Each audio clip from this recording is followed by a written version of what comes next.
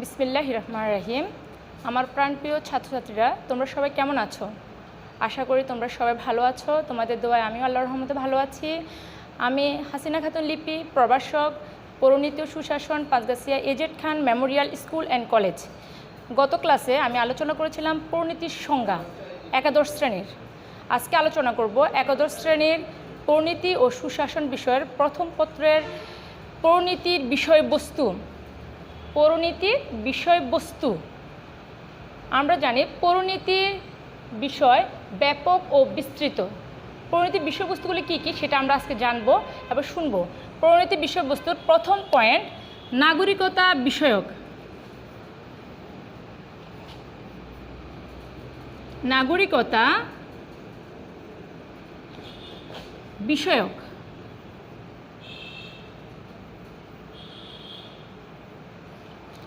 পৌরনীতি নাগরিকতা বিষয়ক যাবতীয় সকল বিষয় নিয়ে আলোচনা করে থাকে। নাগরিকতা কাকে বলে, নাগরিকতার প্রকৃতি, একজন মানুষ নাগরিক হিসেবে কিভাবে তার নাগরিকতা অর্জন করবে, কিভাবে নাগরিকতা বিলোপ সাধন হবে, সুনাগরিকতা কি, সুনাগরিকতা গুণগুলো কি কি, সুনাগরিকতা গুণ, একজন নাগরিক সব মানুষের নাগরিক, কিন্তু সবার ভিতরে সুনাগরিক গুণ থাকে না, সুনাগরিক গুণগুলো কি কি সেগুলো পৌরনীতি আলোচনা করে। সেসব বিষয় নিয়ে পৌরনীতি আলোচনা করে। এই জন্যই পৌরনীতিকে নাগরিকতা বিষয় বিজ্ঞানও বলা হয়। 2 নম্বর পয়েন্ট মানব সভ্যতার আদি সংগঠন সম্পর্কে আলোচনা।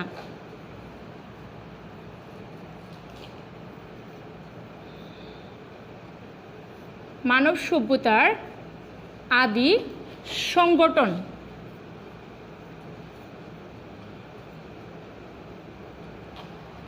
পৌরনীতি ও সুশাসন মানব সভ্যতার আদি সংগঠন নিয়ে আলোচনা করে থাকে।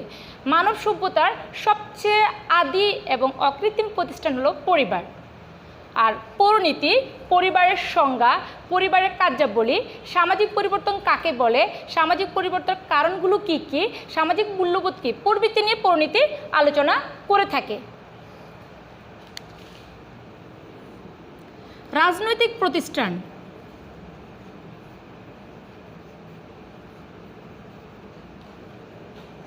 রাজনৈতিক প্রতিষ্ঠান।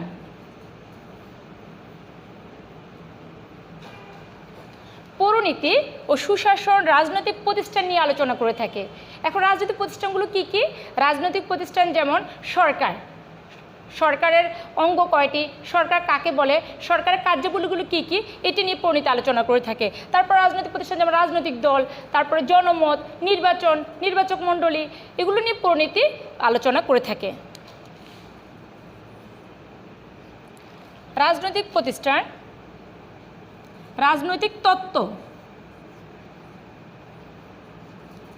রাজনৈতিক তত্ত্ব। পৌরনীতি ও সুশাসন রাজনৈতিক তত্ত্ব নিয়েও আলোচনা করে থাকে।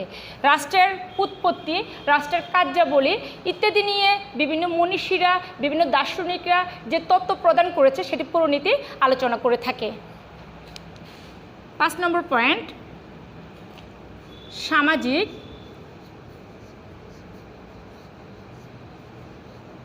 ও রাজনৈতিক বিমূর্ত বিষয় নিয়ে আলোচনা। সামাজিক ও রাজনৈতিক বিমূর্ত বিষয় নিয়ে।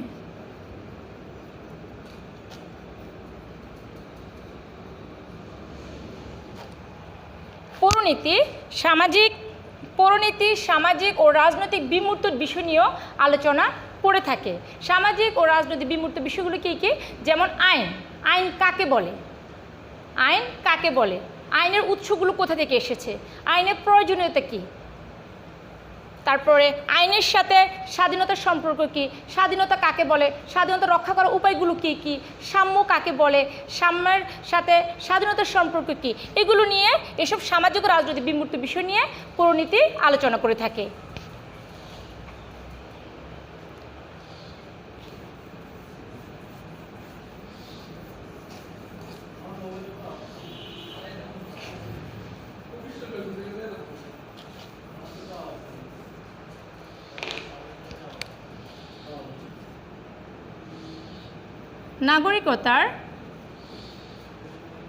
নাগরিকতার স্থানীয় দিক।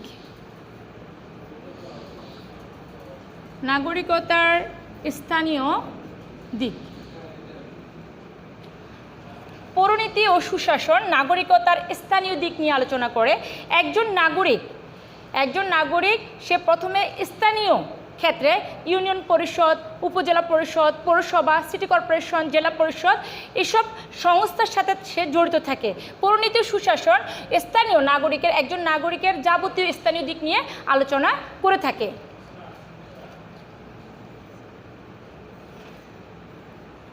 নাগরিকতার জাতীয় দিক। নাগরিকতার জাতীয় দিক। পৌরনীতি ও সুশাসন নাগরিকের শুধু স্থানীয় দিক নিয়ে আলোচনা করে থাকে না, পৌরনীতি ও সুশাসন নাগরিকের জাতীয় দিক নিয়েও আলোচনা করে থাকে। একটি দেশের জাতীয় পর্যায়ে যতগুলো দিক আছে সেই দিকগুলো নিয়ে পৌরনীতি আলোচনা করে থাকে। যেমন নাগরিকের জাতীয় পর্যায়ে যে নেতারা রাজনৈতিক ক্ষেত্রে অবদান রেখেছেন, জাতীয় আন্দোলনগুলো সেগুলো নিয়ে পৌরনীতি আলোচনা করে থাকে। শুধু পৌরনীতি নাগরিকের স্থানীয় এবং জাতীয় দিক নিয়ে আলোচনা করে না, পৌরনীতি নাগরিকের আন্তর্জাতিক দিক নিয়েও আলোচনা করে থাকে।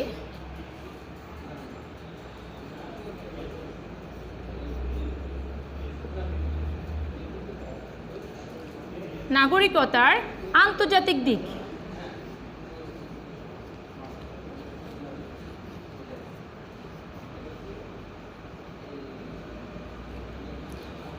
পৌরনীতি শুধু নাগরিকের স্থানীয় এবং জাতীয় দিক নিয়ে শুধু আলোচনা করে না, পৌরনীতি নাগরিকের আন্তর্জাতিক দিক নিয়েও আলোচনা করে থাকে। একজন নাগরিক শুধু স্থানীয় এবং জাতীয় পর্যায়ে সীমাবদ্ধ থাকে না, নাগরিকরা আন্তর্জাতিক গণ্ডিও পেরিয়ে থাকে। আর এখন বর্তমান বিশ্বে প্রতিটি রাষ্ট্রই অর্থনৈতিক, রাজনৈতিক ও সাংস্কৃতিক ক্ষেত্রে উন্নতির জন্য প্রতিবেশী রাষ্ট্র এবং অন্যান্য বিশ্বের সকল রাষ্ট্রের সাথে বন্ধুত্বপূর্ণ সম্পর্ক বজায় রাখার জন্য বিভিন্ন আন্তর্জাতিক এবং আঞ্চলিক সংস্থা গড়ে তুলেছে।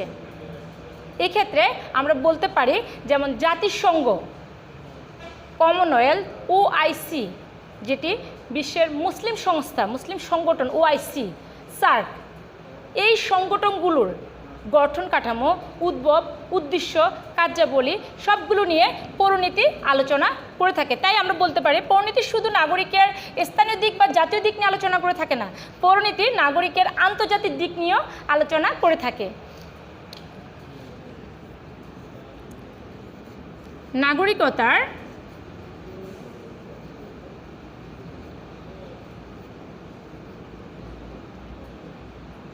নাগরিকতার অতীত। নাগরিকতার অতীত দিক নিয়ে আলোচনা।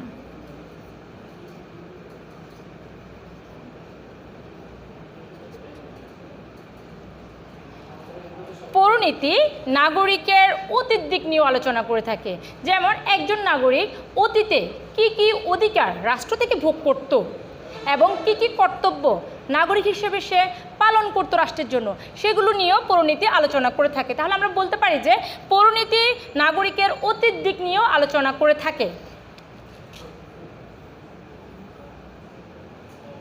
নাগরিকতার ভবিষ্যৎ দিক নিয়ে আলোচনা। নাগরিকতা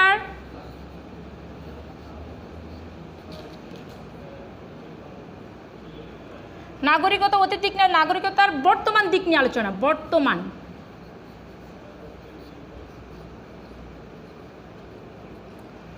পৌরনীতি শুধু নাগরিকের অতীত দিক নিয়ে আলোচনা করে না, পৌরনীতি নাগরিকতার বর্তমান দিক নিয়ে আলোচনা করে। একজন নাগরিক বর্তমানে কী কী অধিকার রাষ্ট্র থেকে ভোগ করে এবং সে এই অধিকার ভোগের বিনিময়ে রাষ্ট্রের জন্য কী কী কর্তব্য বা কী কী কাজগুলো করে থাকে সেগুলো নিয়ে পৌরনীতি আলোচনা করে থাকে।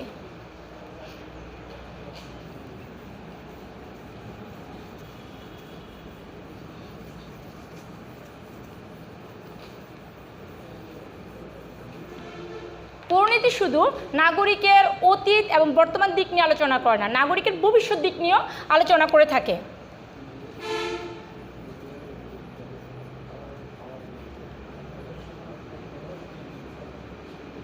নাগরিকতার ভবিষ্যৎ দিক নিয়ে আলোচনা।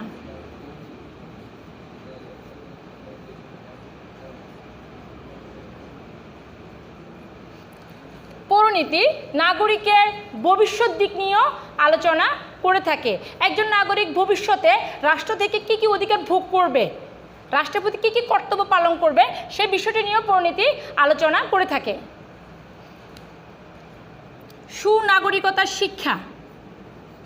সুনাগরিকতার শিক্ষা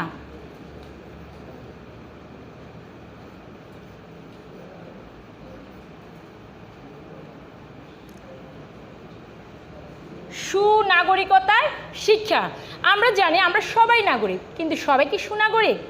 সুনাগরিক হতে হলে একজন নাগরিকের ভিতরে অবশ্যই কয়েকটি গুণ থাকতে হবে। সেই গুণগুলো কি কি? সেই গুণগুলো হচ্ছে, প্রথমটা হচ্ছে বুদ্ধি, তারপর হচ্ছে বিবেক, তারপর হচ্ছে আত্মসংযম ও শৃঙ্খলা বোধ।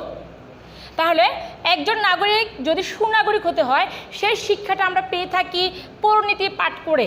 পরিণতির বিষয় পড়ে আমরা এটা জানতে পারি যে একজন নাগরিক কিভাবে সুনাগরিক হতে পারে। সুনাগরিক হতে হলে আমাদেরকে অবশ্যই তিনটি গুণ আমাদের ভিতরে থাকতে হবে। সেটি হচ্ছে, একটি হচ্ছে বুদ্ধি, তারপরটা হচ্ছে বিবেক, তারপরটা হচ্ছে আত্মসংযম ও শৃঙ্খলা বোধ। তারপরের পয়েন্ট হচ্ছে রাজনৈতিক ঘটনা ও আন্দোলন। রাজনৈতিক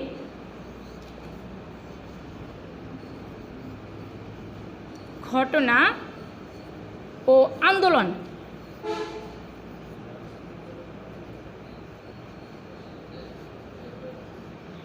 রাজনৈতিক ঘটনা ও আন্দোলন। পরিণতি বিষয়টি রাজনৈতিক ঘটনা ও আন্দোলন নিয়ে আলোচনা করে থাকে। যেমন আমরা বাংলাদেশের ক্ষেত্রে বলতে পারি, যেমন 1757 সালের পলাশীর যুদ্ধ। আমি এখন তোমাদেরকে এটা লিখে দেখাবো যে রাজনৈতিক ঘটনাগুলো বাংলাদেশের ক্ষেত্রে রাজনৈতিক ঘটনা ও রাজনৈতিক আন্দোলনগুলো কি কি। রাজনৈতিক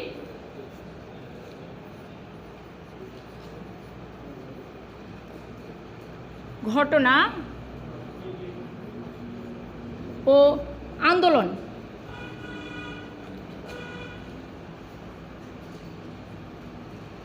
বাংলাদেশের ক্ষেত্রে রাজনৈতিক ঘটনা আন্দোলনগুলো কি কি? যেমন 1757 সালের পলাশীর যুদ্ধ।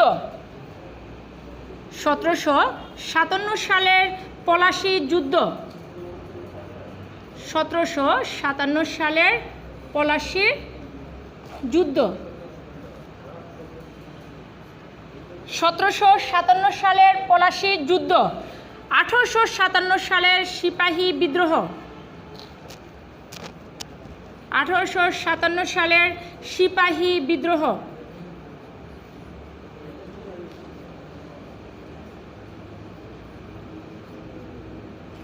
1857 সালের সিপাহী বিদ্রোহ।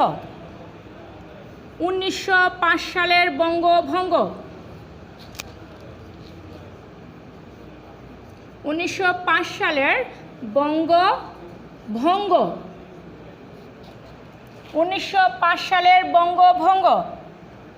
1940 সালের লাহোর প্রস্তাব।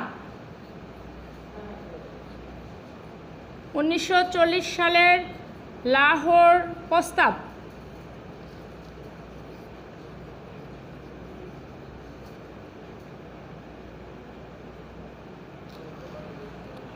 তোমরা একটু শুনো মনোযোগ দিয়ে।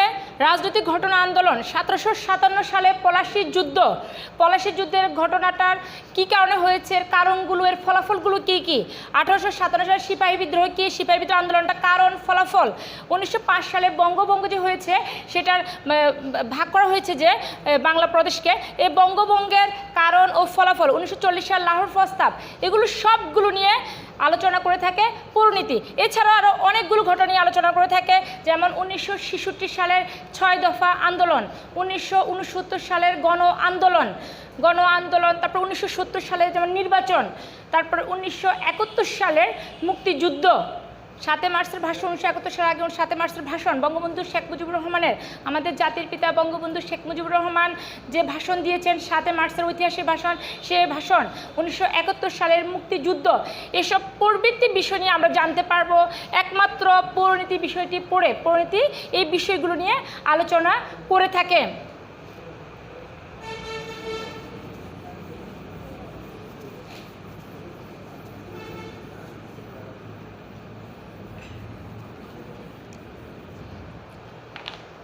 সুতরাং আমরা বলতে পারি যে পৌরনীতি বিষয়বস্তু অনেক ব্যাপক এবং বিস্তৃত, আর পৌরনীতি বিষয় পড়ে আমরা অনেকগুলো বিষয় জানতে পারি। পৌরনীতি বিষয় না পাঠ করলে আমরা হয়তো এই বিষয়গুলো কখনোই জানতে পারতাম না। এই জন্য আমাদেরকে অবশ্যই পৌরনীতি বিষয়টি পড়তে হবে, জানতে হবে। সুতরাং আমরা পৌরনীতি বিষয়টি ভালো করে পড়ব, শিখব এবং জানব। তোমাদের সাথে আমার আজকের ক্লাস এ পর্যন্তই। আল্লাহ হাফেজ। পরবর্তীতে আবার দেখা হবে পরবর্তী ক্লাসে। আল্লাহ হাফেজ।